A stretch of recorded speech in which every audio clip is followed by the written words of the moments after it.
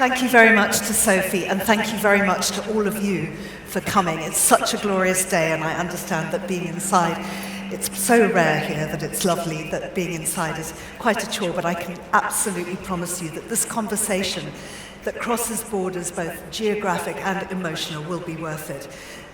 We go through fiction, journalism, WhatsApp dispatches. Our panelists today have documented the disintegration of a nation and the resilience of its people. From the radio waves to women's writing circles, this is a session about holding on to narrative power, even when the world turns upside down.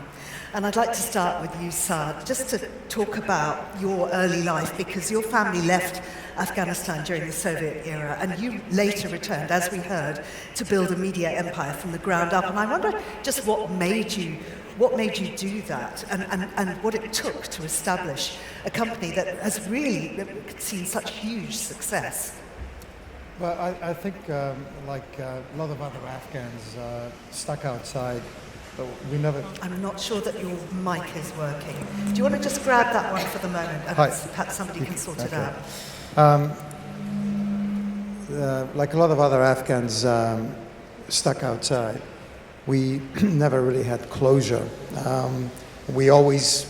Afghanistan remained very much alive in our memories, in dinner time conversations, and it was a very important part of our identity, at least for my family. So when the Soviets left in 1989, there was this brief period. A lot of Afghans did go back, and then of course there was a civil war that destroyed the city of Kabul.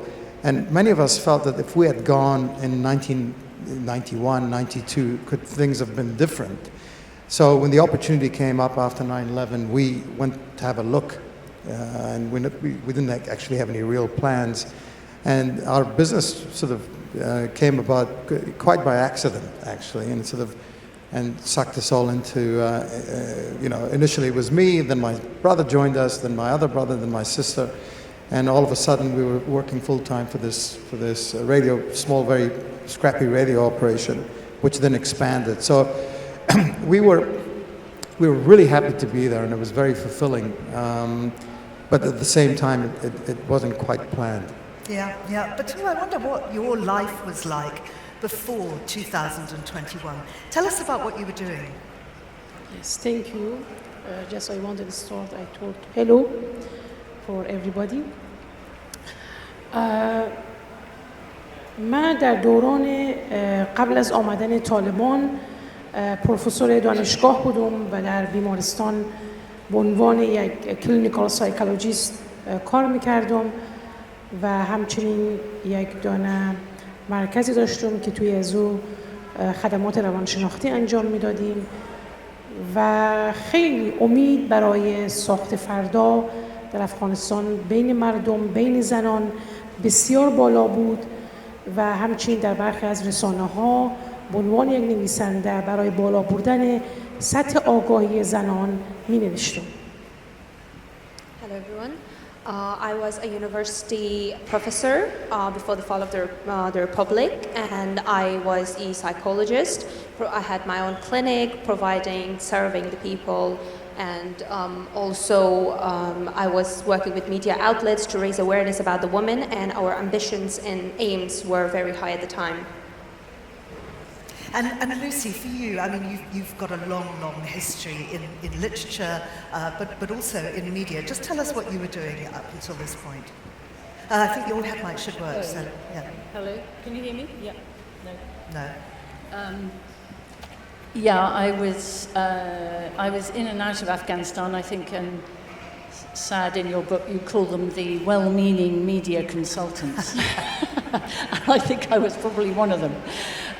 But working on and off with the long-running soap opera, New Home, New Life, in Kabul, with scriptwriters there before. We're talking about before. Exactly. Yeah.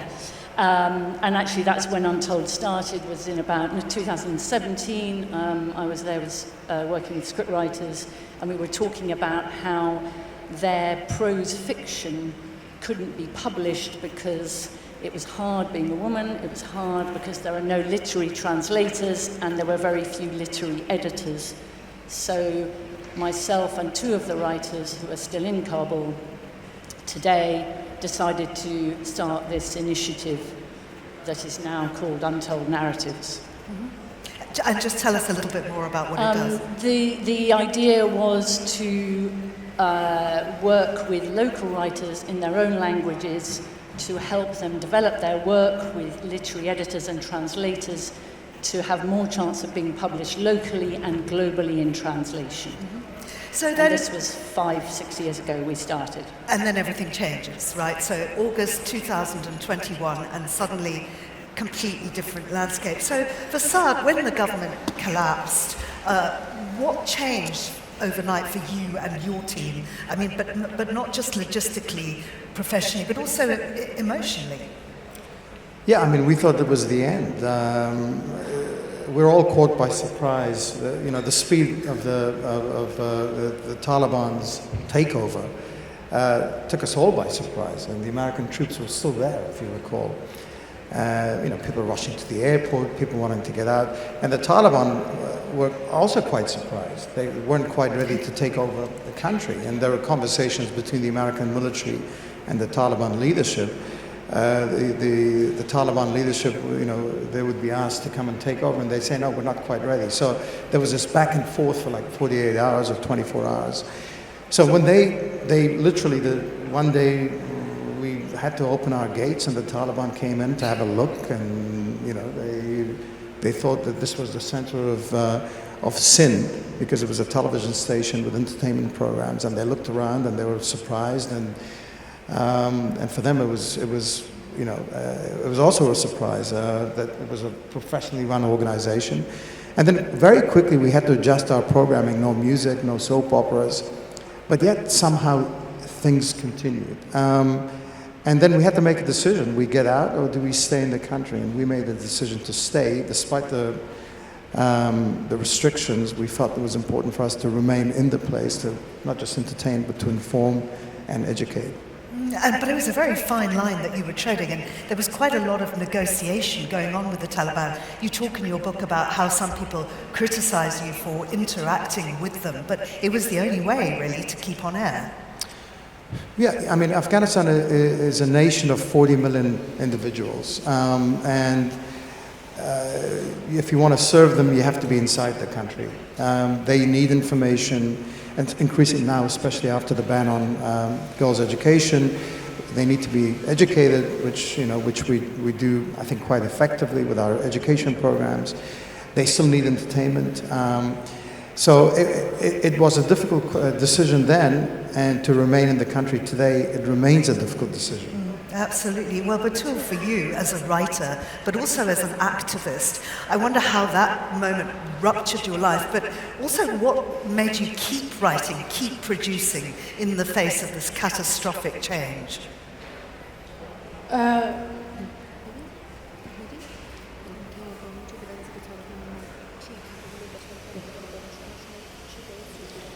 Yes, thank you. وقتی که طالبان به کشور افغانستان آمد، خب همه دچار یک شوک شدیم، چون یک اتفاق بسیار ناگهانی بود. برای یک مدتی همه ما به یک نوعی دچار یک توقف فکری شدیم.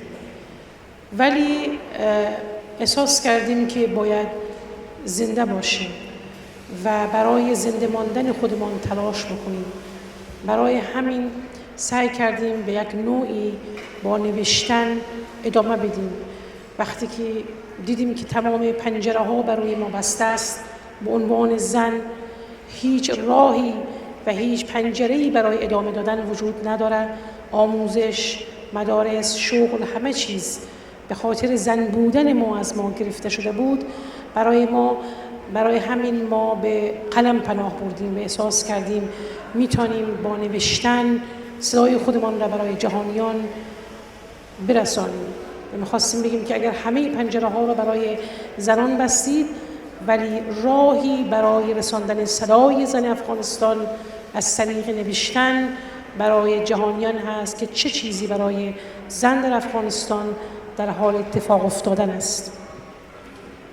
When the Taliban came into power, it was a great shock. We took a moment and stayed silent to think what to do because everything was taken from us, our rights as a woman, our education, our work, but we still thought we have to survive, we have to keep going, and we thought that pen and writing, telling our story is the only way that we can move forward. The world need to hear our voices, they need to know who we are, so that's why we thought like we have to survive, and in order to do so we have to tell our stories through writing and storytelling.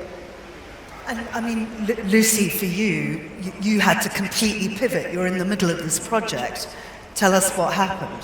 Yeah, we were in the middle of completing an anthology, a collection of short stories, new fiction by writers from Afghanistan. Batool was one of them. And we had to decide overnight, really, whether to continue to produce the anthology, which was due out about 3 months later. All the writers in the group decided that they wanted to continue with that, and they also decided to continue communicating with each other, sharing ideas, sharing their work, because in that situation the one thing you can do is to keep writing. There's many things you can't do overnight, but you can keep writing. And that's what started the WhatsApp group that is now this book, which was then a year's worth of messages exchanged between 21 writers who were trying to make sense of what was going on around them. And of course those writers had just scattered then all over the world. Yeah, so as Saad knows, you know, in those initial few weeks, some of the group left, many couldn't leave, many were trying to leave, some left and got turned back. And all this was shared between each other, and like you, I think we felt sitting here as Untold, the one thing that was crucial was not to lose contact, was to keep going with the work as well. So the writer development program continued as if nothing had changed, and at the same time the WhatsApp diary continued charting everything that was changing around them.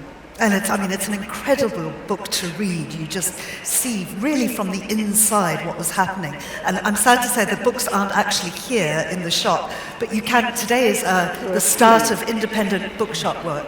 But they have found them. They've found them.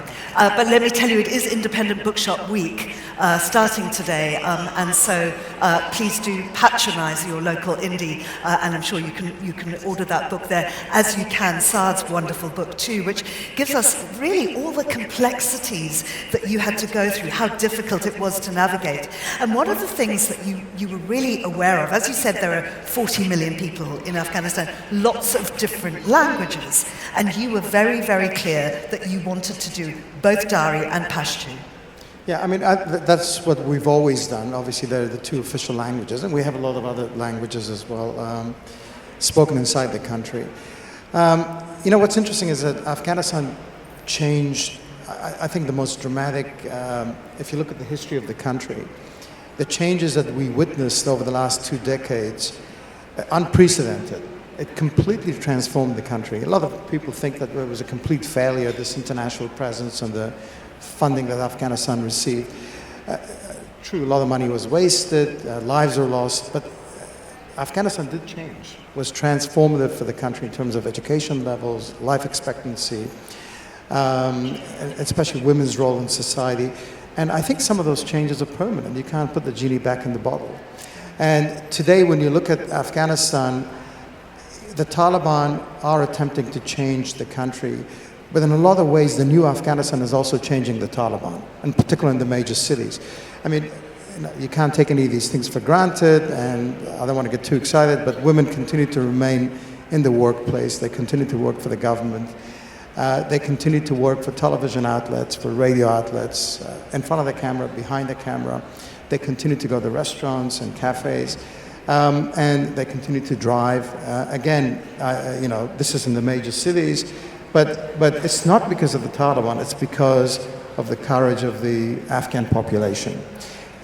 Median age is still 18, 60% of the population is under the age of 20, and And I think it's really important to not abandon the people of the country just because we have this very authoritarian, backward regime in place.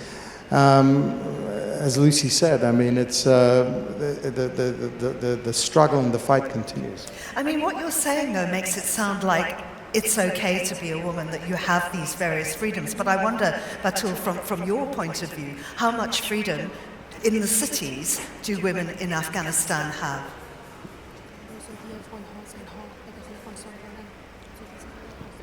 For now, من فکر میکنم که متاسفانه زنان در افغانستان به یک آپارتاید جنسیتی و به حذف زنان فعلا در افغانستان ما رسیدیم.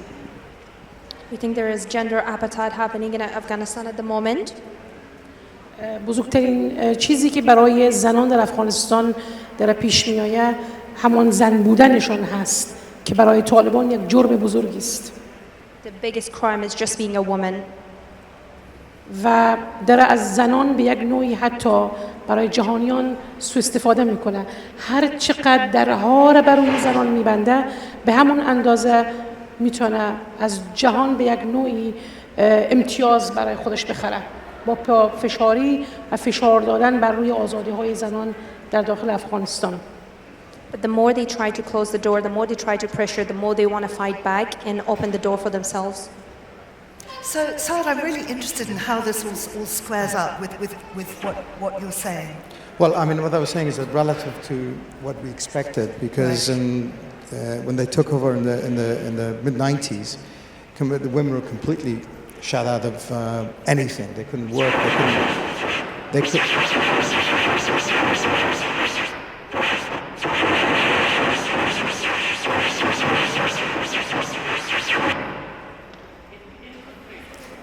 I just wonder if it's me or if it's bigger.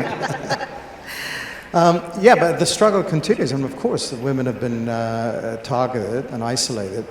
But the simple fact is, the sad truth is, the world doesn't care about women's rights anymore. Just to give you some inside information, discussions with the Trump administration recently. And Afghans, including myself, we've been told very clearly that the issue of women's rights in Afghanistan is no longer a priority.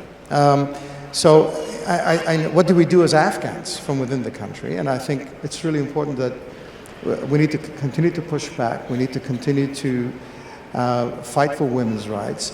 But it has to be done from within the country. The internationals can surely help, but I don't think they care, to be honest with you. I mean, they will pay lip service if they need to.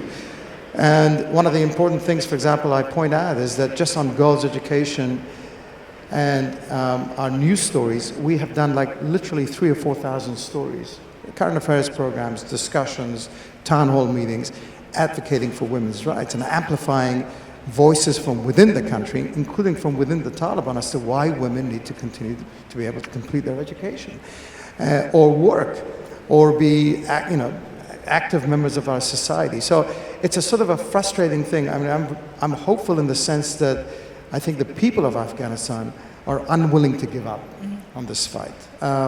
And the starting point is probably not perhaps as bad as I would have imagined. I could have imagined in 2021, but it's far from perfect, of course. As Dr. Haidari pointed out, this is gender apartheid, no doubts about it.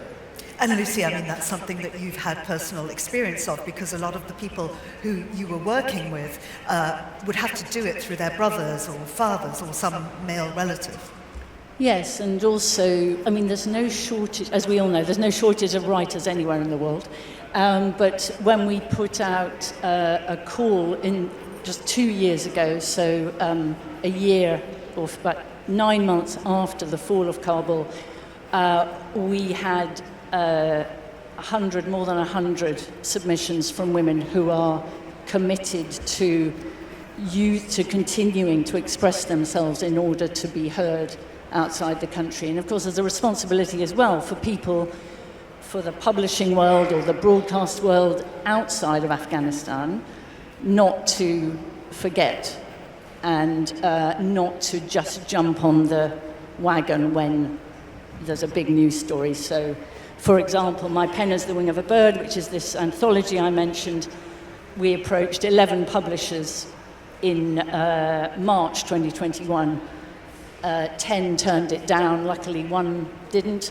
After the fall of Kabul, 9 of them telephoned me to say we would now want to publish it. So it's kind of time just to try and be a little bit fairer in terms of voices from one part of the world to readers in another. Mm-hmm. And Batool, I mean, you're obviously in exile now, but you continue writing. And I wondered then what writing as a woman from outside of Afghanistan means to you.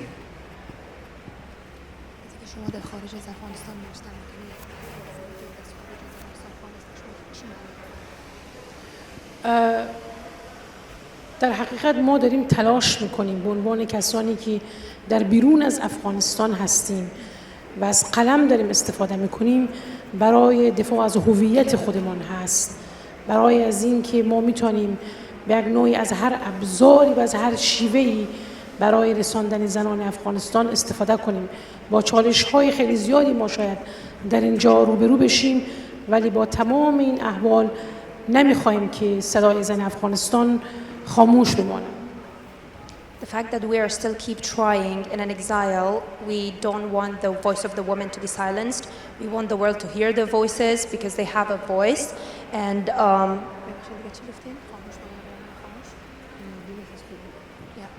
to keep them alive, because we have to survive and keep our voice heard by the people and by the world. And there is a seed of hope that they have. شما اگر دقت بکنید که 4 سال است یکی از تروریست‌ترین گروه‌های جهان در افغانستان حاکم است و جهان داره به آرامی به دنبال مشروعیت دادن به طالبان هست. It's been 4 years that the terrorists are governing the country and the world is still trying to recognize them. و تنها گروهی که پای روی گلوگاه این تروریست ها مانده است زنان است. And the only group that keep fighting and going on are women. و ما زنایی که افغانستان را ترک کردیم همه ما یک رسالت و یک وظیفه بسیار مهمی داریم که پشتیبان صدای زنان و وضعیت زنان در داخل افغانستان باشیم تا اجازه ندهیم که جهان در برابر مشروعیت دادن طالبان سرخم بکنه. And those who are lucky enough to escape the country have a big responsibility to speak up and to be the voice of the women inside Afghanistan and to back them. And we should try our best to not let the country, to not let the world to recognize the Taliban. ما به عنوان یک نویسنده فکر نکنید که در اینجا فقط خارج آمدم. ما همین الان همه زنانی که افغانستان رو ترک کردیم و در این مملکت ها هستیم همه ما در یک وضعیتی جنگی قرار داریم و همه ما مبارزینی هستیم که از هر راه و هر دریچه‌ای برای رساندن صدای زن افغانستان و برای ایستادگی و مقاومت در برابر طالبان مبارزه میکنیم و استفاده میکنیم. Even though that we are in this country, it doesn't mean that we're off from the country. We're still in touch with them. We have the feeling, we have the emotion that those are experiencing, and we have the responsibility to be their voice, to fight for them, and to resist against the Taliban. Thank you.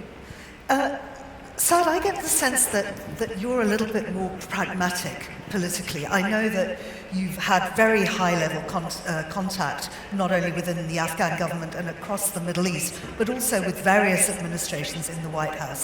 And I wonder if one of the ways forward to consider might be recognition of the Taliban, and if that were to be the case, how likely the US and others would be to do that. Is that one of the only ways to go forward? Well, I think recognition it has to be the last step. Engagement is important. I mean, right now, for example, for the U.S. administration, one of the priorities is to the repatriation of different nationalities, including Afghans. I think they have 10 to 15,000 Afghans that they need to immediately kick out. And they will probably need the cooperation of the Taliban regime to be able to get these people back into Afghanistan. This is a priority for the White House and Stephen Miller. So for the Americans, I think they have three priorities now. They have the Afghan refugee situation. Many of the Afghans who fled ended up in the US. They technically don't qualify, and the Americans are not going to tolerate them. They want to kick them out as quickly as possible. Same for the Ukrainians, same for the Venezuelans. The second priority is counterterrorism, and the Americans are working with the Taliban in terms of efforts to battle or to manage the ISIS threat. And the third one are the American detainees inside of Afghanistan, 5 Americans left. So, and I don't think anything else is important, but for the international community, I think recognition will not come unless the issue of women are addressed by the Taliban in terms of women's rights in the workplace, their right to an education, and so forth and so forth. It's going to be very difficult for any major country, any member of the UN, to be able to justify recognizing this regime unless this particular issue is addressed. But you can engage with them, you can talk to them, you can communicate what the world needs to see. But at the same time, I mean, the struggle continues inside of Afghanistan. Every time a woman goes out, that's her way of pushing back. Women entrepreneurs have emerged out of necessity because the economic situation is so bad. You know, they're running businesses, they're employing hundreds of women.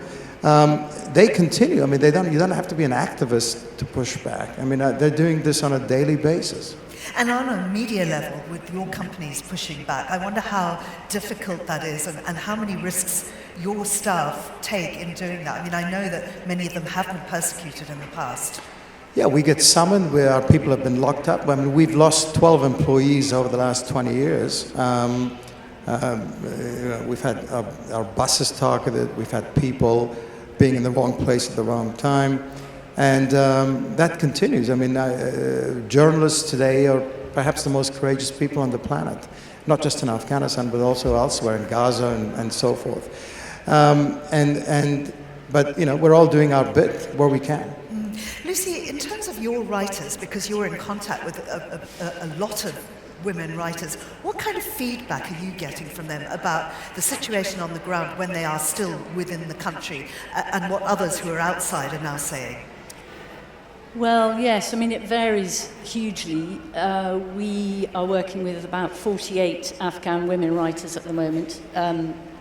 About 30 of those are still in Afghanistan, mostly in Kabul. I mean, as Saad says, some people are carrying on day-to-day working. Others, the people we're working with, tend to be stuck at home, actually.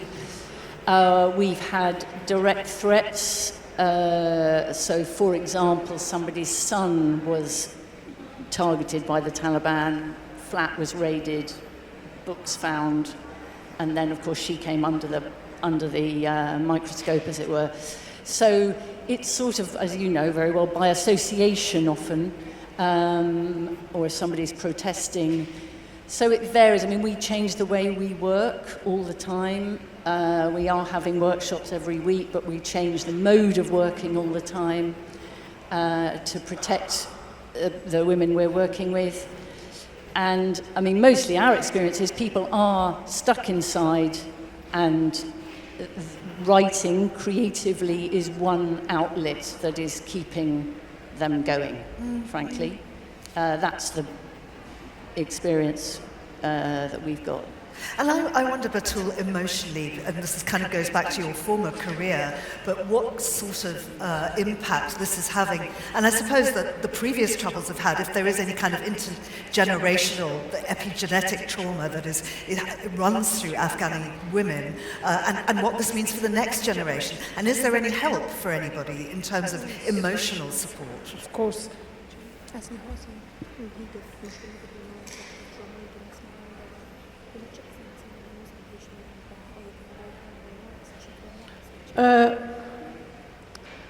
من فکر میکنم که تروما در افغانستان برای مردم افغانستان هنوز تمام نشده. به خاطر اینکه ما یک دفعه افغانستان از دست دادیم، به خاطر اینکه ما یک دفعه خاک، زندگی و امید برای آینده را همه چیز را از دست دادیم و مردم 20 سال برای ساختن در افغانستان زن و مرد کنار هم دیگه تلاش میکردن و پا به پای هم حرکت میکردن. We said all Afghan people are suffering from trauma because it was a very sudden event that occurred. For the past 20 years, men and women together have fought to be able to have a status in the society, to have a place and integrate in the society. However, we lost everything, our hope, our homeland, all of the sudden.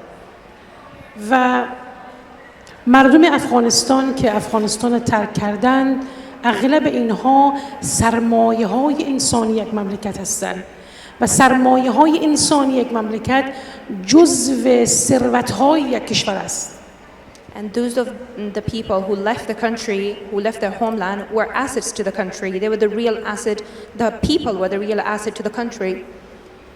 و همه آنها داغ از دست دادن یک باره کشور را تا به الان با خودشان حمل میکنند. اونها هنوز فرصت پیدا نکردند برای خاک خودشان سوگواری کنند. ترومایی که تو اشاره کردی هنوز بر شانه ها و قلب های این مردم وجود داره و فرصتی برای عزاداری، فرصتی برای سوگواری، برای از دست دادن یک باره وطن هنوز اینها پیدا نکردن. And they are still grieving. They didn't have a chance, an opportunity to grieve properly. To the sorrow they're carrying in their shoulders and their heart, the pain they're carrying is still there because it was a very sudden event which they didn't get an opportunity to grieve, and they're still carrying. حتی وقتی که همین آموزشی که از دختران گرفته شده برای 4 سال خیلی داره تلاش میشه که مدرسه های آنلاین، دانشگاه های آنلاین زنان و دختران رو در افغانستان ساپورت بکنن. Even for the past 4 years, the education, the right to be educated has been taken from women, from girls, but they're still trying through online education, through the phone, access to education by any means. ولی ترومای این از دست دادن باعث میشه ما در آینده برای نسل زنان افغانستان، برای نسل دختران افغانستان که قراره در جامعه افغانستان کار کنن، فعالیت بکنن، قطعاً ما کسانی را خواهم یافت که از نظر روانشناسی و از نظر روانی همه اینا دچار یک مشکلاتی خواهند بود، چون 4 سال زندگی یک انسان، زندگی طبیعی یک انسان را اینها به گروگان گرفتن. I mean, as a psychologist, even if, despite the fact that they're still continuing to fight to have the right for education, for work, to have a place in society, and the next generation, they're going to carry a trauma. They're still going to have a trauma in their life that they have to carry for generations to come. And just a little. و نوشتن خیلی کمک میکنه که از حوزه روایت تراپی یا همون نریتیو تراپی کمک بکنه برای اینکه بخش‌های از این از دست دادن زنها برون ریزی کنن. And the storytelling, the writing, the female writers, it's a way that they can continue to tell their story. It's like a therapy that we can tell the story. Thank you. Thank you. Do you get that sense, Lucy, that this is very cathartic for the women that you work with? On the one hand, yes, but on the other hand, the women writers we're working with are working writers. So they're going to write, they were writing before the fall of Kabul. If Afghanistan, if none of that had happened, they were producing fiction that might be set in a New York apartment. You know, this is not, it's not just therapeutic writing. However, obviously, at a time like August 21, when somebody did say to me, why are the writers you were working with, why would they write at a time like this?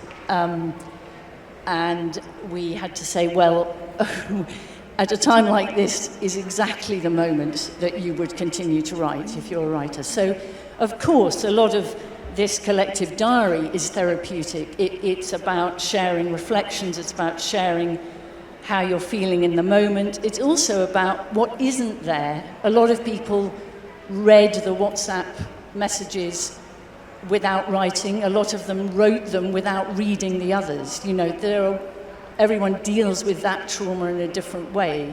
And in a way, it's a fascinating, messy account of conflict, which is always going to be messy and always going to be full of multiple truths and not straightforward.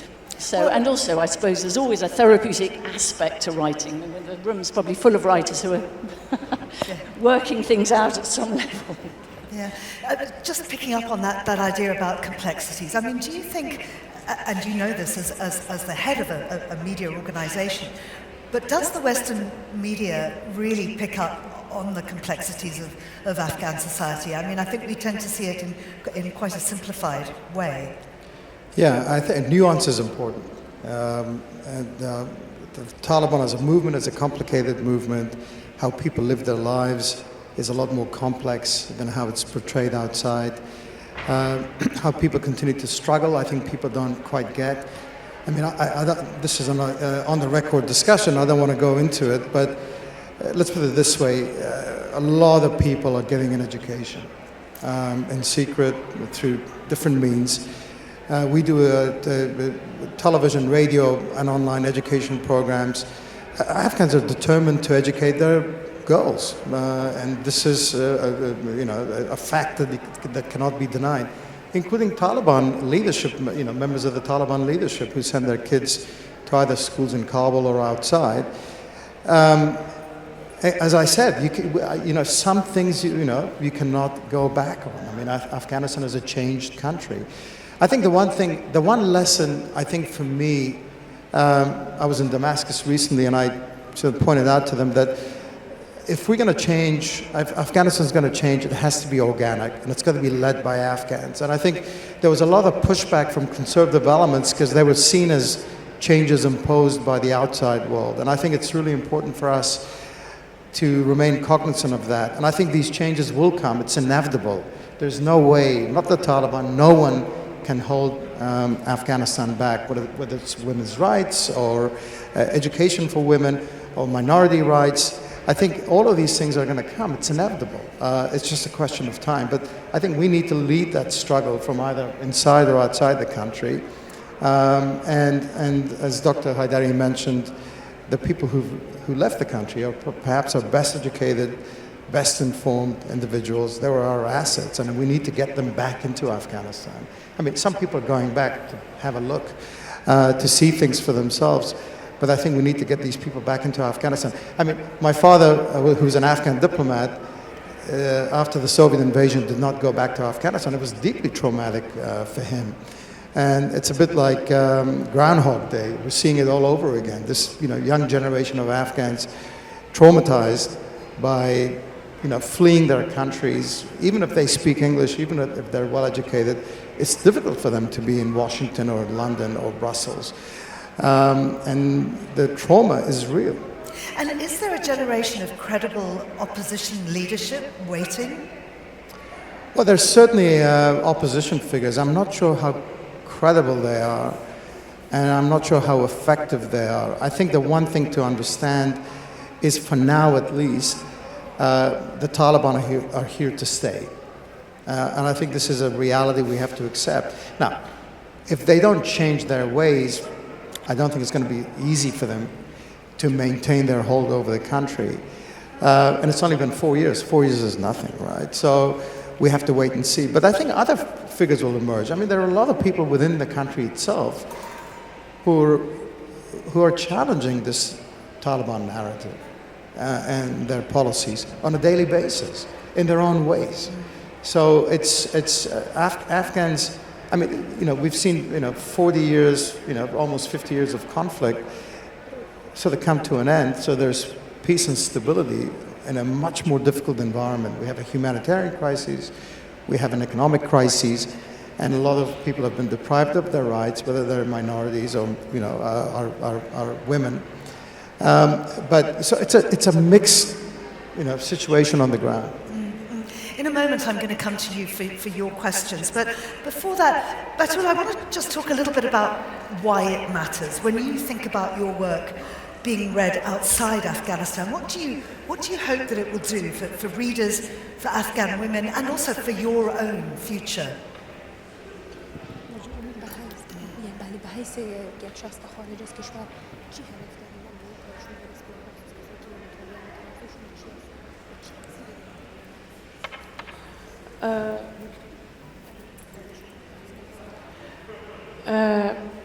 من اول از همه تشکر میکنم از همه کسایی که اینجا آمدن، به خاطر اینکه شما فکر نکنید که آمدن شما بر اینجا یک چیز ساده است.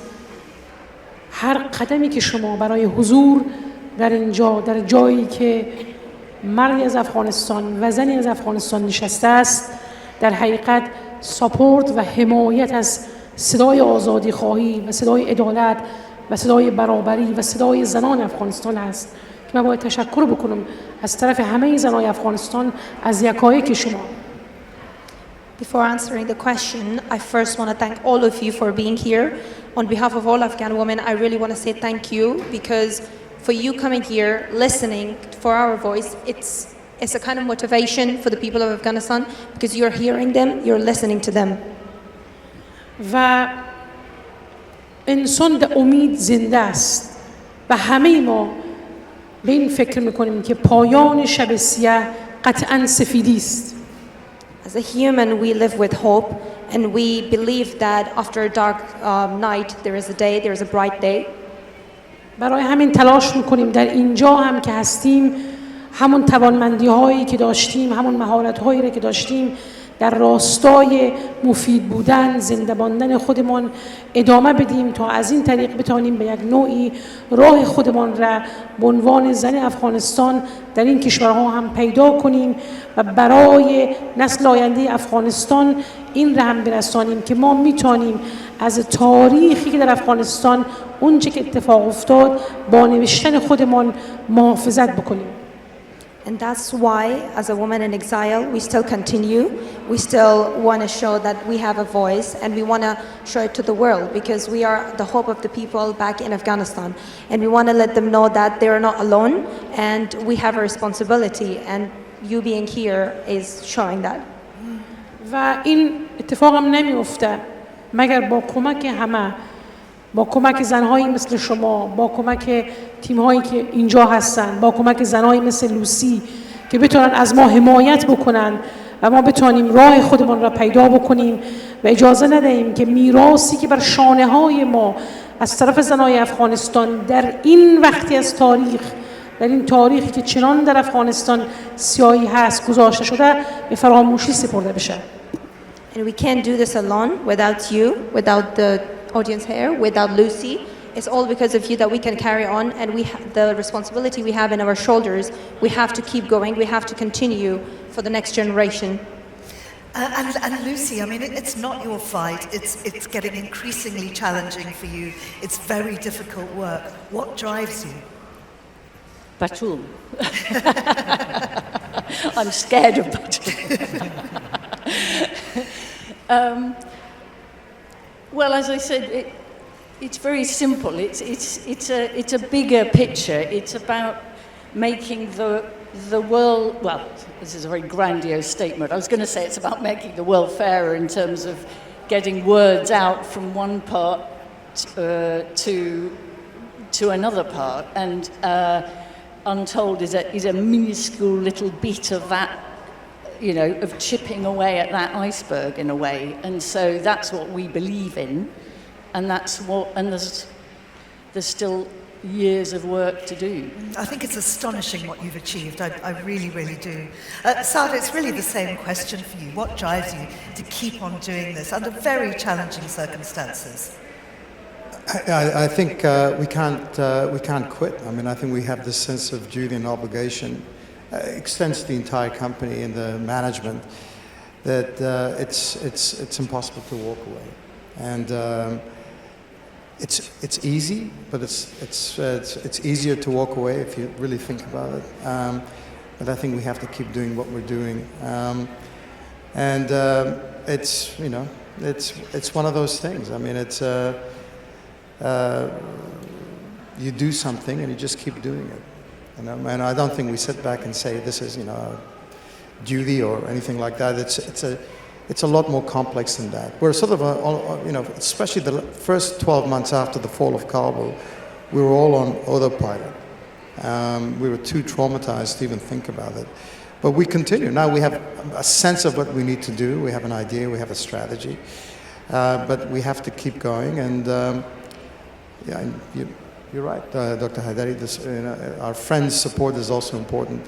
But again, I have to insist that it has to be an Afghan fight, and we have to eventually prevail on our own. Do we have any questions from the audience? Do give us a wave. Yes, we have one here, one here. So if we could take this question and then that question and then that question. Thank you. Yeah.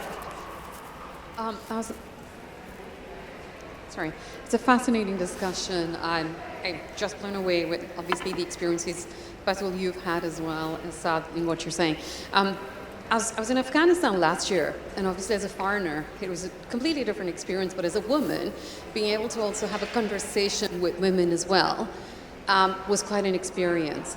And what I'm probably interested in is that you've got the diversity of women, right from Kabul all the way to Herat, and you can see how the Herat sort of like rebelliousness in women is a lot more stronger than what you see in Kabul, but also very different in Kandahar and in Mazar as well. So you can see there are different pockets of battles and challenges which women face even locally as well. But also, Saad, as you mentioned, with how the new generation of Talibs are, the younger people, and having conversations with them was also very interesting, and how they're also seeing where they want their country to be, and the economic rise of what women can bring in the country as well. So I'm quite interested in saying that, yes, we're talking about a fight, but we're also away from the 90s to where we are today as well. And that voice of movement, I think, I mean, how you're seeing the strength of that with social media and everything coming up today, a little bit more openly, rather than through the hidden realms of trying to do something, you know, which may not be quite legal.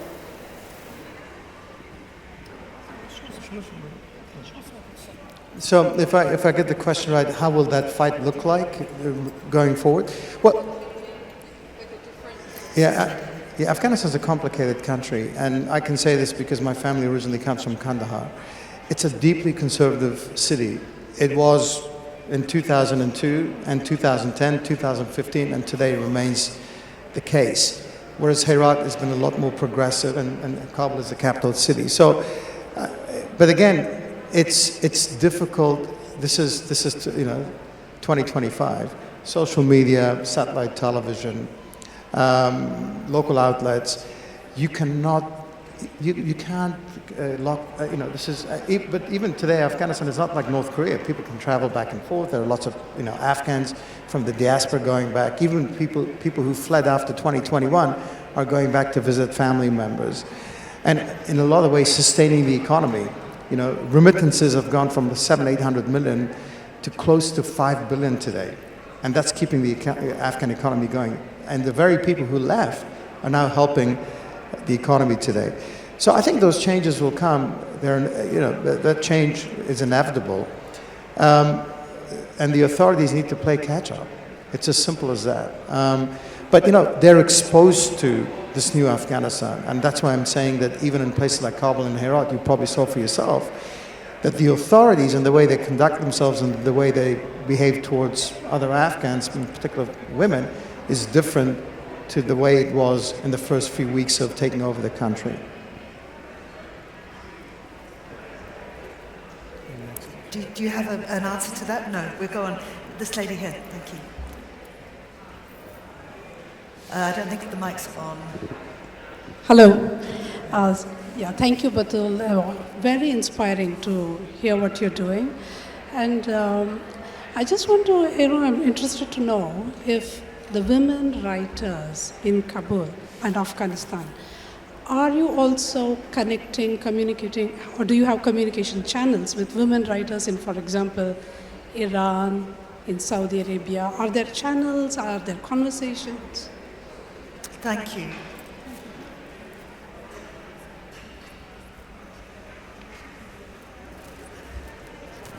Yes, of course. Because you know, the bigger problem in Afghanistan, when I wanted to connect with the women writers in Afghanistan, the internet. We not have the internet in Afghanistan. And another thing is the family, because the switching for the women and girls in Afghanistan is danger. The family is not trust for every woman. They wanted to connect with the girls inside in Afghanistan, because they told maybe, for example, if I wanted connect with them girls inside Afghanistan, maybe I changed their mind, or I wanted speaking with them and I'm help them for foreign or exile to Afghanistan. For this, we have the more challenge, more problem when we wanted connect or we wanted working with women in Afghanistan. The first things, this internet, and another things, they not have the availability for the laptop, for the mobile. For this, we have the more problem. The first things when I wanted to connect with them, they're not speaking about the writer, about the switching, just we try the family and these girls trust for me or for this group, and slowly we can try for the connect, for the help them for making anything they wanted. Thank you. And we have one last question. Well, there's two actually down here. Yeah. Sorry, this is a very simple question, Saad. You said the Taliban send their daughters to school?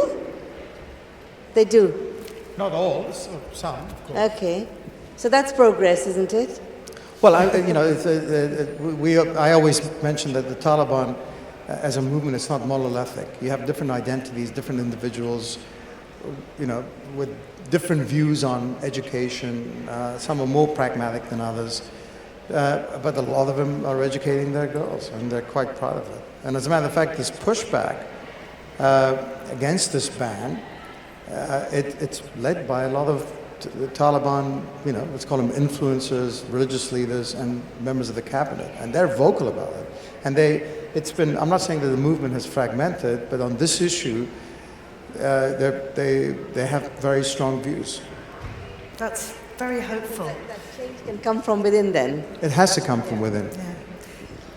Yeah. Thank you for insightful conversation.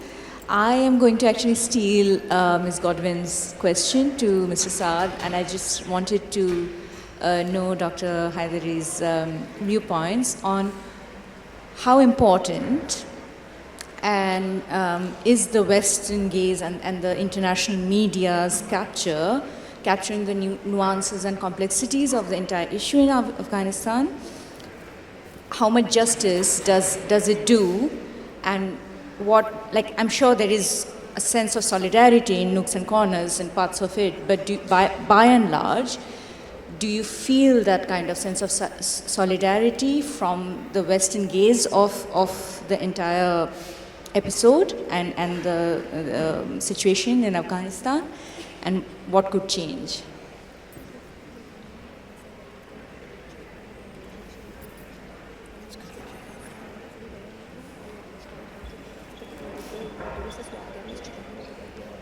This is a very important question. For what? Because the woman in Afghanistan, same me, same another woman, will not understand what plan behind Afghanistan. If you focus, یک سری بلاگرهای زن هستن، اینها بزرگترین خائنان زن به زن در افغانستان هستن.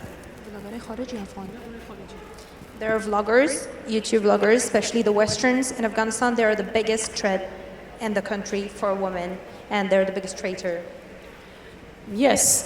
به خاطر اینکه اینها میرن داخل افغانستان و تصویر دیگه‌ای دروغین از وضعیت افغانستان را به عنوان یک زن به جهان مخابره میکنن.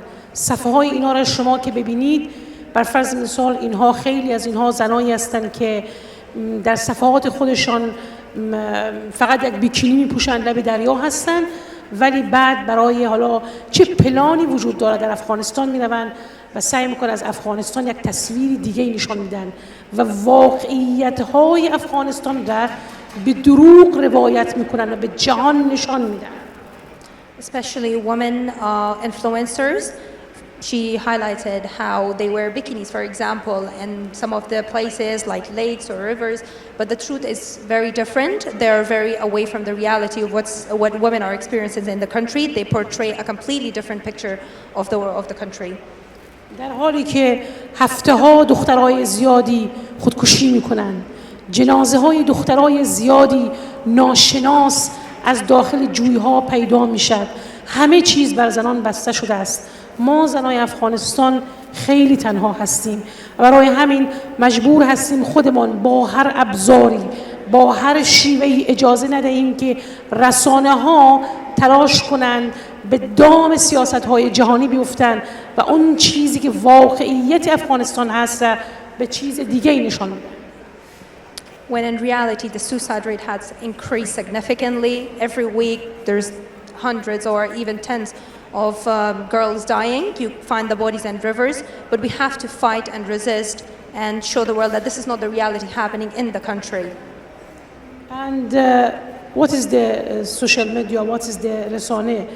همینی که من اینجا میشینم، همین که شماها میشنید، هر کدام از اینها از شماها در حقیقت در این موقعیت افغانستان یک رسانه واقعی و حقیقی از وضعیت زن در افغانستان هستید.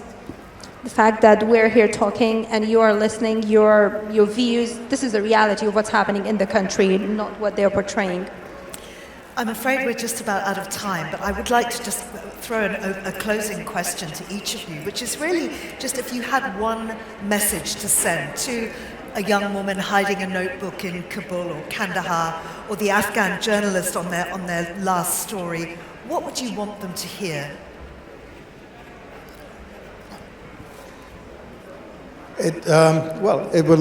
It will not remain this way, and to keep going. That would be my message. And ironically, we did this. We have 400 plus employees, and we did an assessment in terms of their psychological, state and their thinking. The women working for us, and a third of our employees, 25 to 30%, are female, including senior positions in the management. The women are a lot more resilient and a lot more optimistic than our male employees. Lucy? What we want them to say or what we want them to hear? I guess what your message would be, if there was one message you wanted to send to people in Afghanistan, or indeed to people who are interested in the struggle that is going on there. Well, that we're not going to forget you, and I agree with Saad that change has got to come from inside, but we will not, hashtag don't forget Afghanistan, because it's easily forgotten in a long way away. Thank you for this. I think من فکر میکنم که زنده بودن و زنده ماندن هر یک زن یا هر یک فعال در افغانستان مهمترین چیزی است، چون طالبان میخواد روح مردم را بمیرانه و فیزیکال اونها را زنده نگه داره و من از همه اونها میخوایم که امید خودشان را از دست ندن و از هر طریق و هر شیوهی که میتونن زنده بمانن، چون تنها راه مبارزه زنده ماندن آنهاست. At the moment, I want to say that they have to survive, because the only way that they can continue, the first thing is to survive. As a woman inside, the Taliban are trying to destroy or kill their soul and just leave the body alive. But we want to let them know that to keep your hope alive and just to live, just to survive. And honestly, having everybody here really does help, doesn't it? I'm so sorry if you haven't had an opportunity to ask your question. However, our whole panel will be there with their books, with My Dear Kabul and Radio Free Afghanistan. You can buy a book, you can get them signed, and you can ask your question in person. Thank you all so much for coming. Mostly, thank you to this fantastic panel. Thank you.